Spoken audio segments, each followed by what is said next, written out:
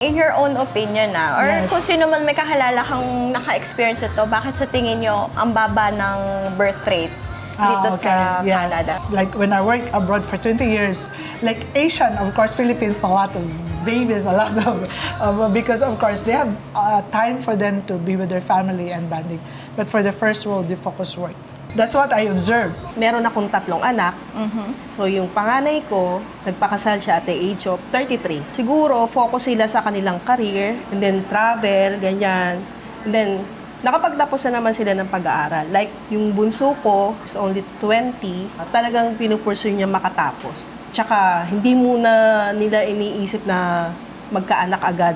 Personally po, nakarelate po ba kayo sa ganong issue? Based on my observation, like where I stay in different countries, no, I work in Texas for 2 years. I worked 2 years in Guam.